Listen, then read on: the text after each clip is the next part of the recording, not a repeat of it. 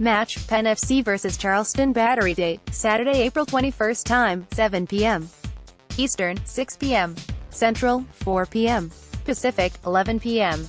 UTC Venue, FNB Field, City Island, Harrisburg, PA. Refs, Ref. Guido Gonzalez Jr. AR1, ZENO, GYU HO, CHO AR2, Tyler WYROSTEK 4th, Luis ARROYO. How to watch, ESPN, subscription required, WGCB, Harrisburg area only. How Charleston will look, it's only April, but this is the second and final regular season meeting between these two teams this year. It's a bit strange, but the USL schedule is just like that sometimes. The Battery haven't been having the best time since their 1-0 win over Penn FC. They were on the receiving end of a 5-2 beatdown courtesy of NYRB2, and they settled for a 1-1 draw against the Bethlehem Steel. Just like Penn FC, they had a bye last week, so they should come up to PA well rested. They'll also have the services of Nabil Hackshaw and Quinton Griffith, both of which were unavailable for the last match due to international duty. How Penn FC will look, Penn FC should be good and fresh coming into this match as well, because they just had their second bye week of the season and it's only week 6.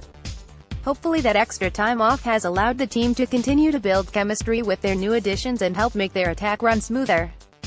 Their offensive output has improved from match to match this season, but it needs to make a big jump Saturday night. 1 goal in 3 games isn't going to cut it.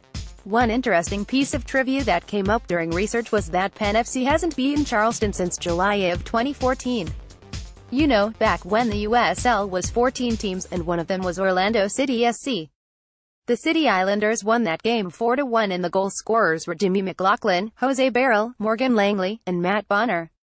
What to expect? These teams met less than a month ago, so will the result be the same? Penn FC has undergone some big changes, adding former Battery player Tommy Heineman along with 4 players on loan from the Ghana Premier League. Heineman provided an immediate boost to the offense and currently leads the team in shots despite only playing in 1.5 matches so far. The other key player for the team could be Richard Menjivar.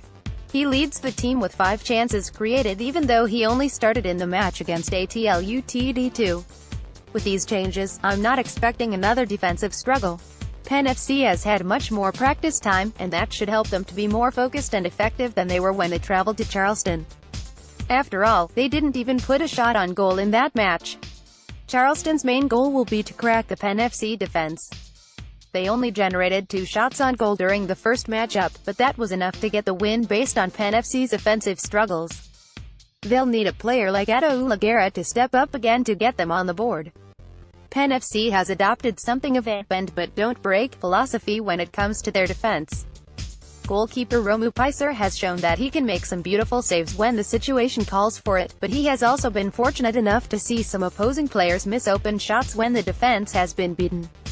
One additional factor for Saturday night could be the weather. Penn FC had to wait a while for their home opener, but that might have ended up being a good thing. Most of the other northeastern teams have struggled with the extended winter weather in March and April. The current forecast for Saturday is a high in the low 60s, but that could drop off in the second half of the match. They're also calling for windy conditions, which tend to be worse out on the island. Prediction: Penn FC has a lot on their side going into this match.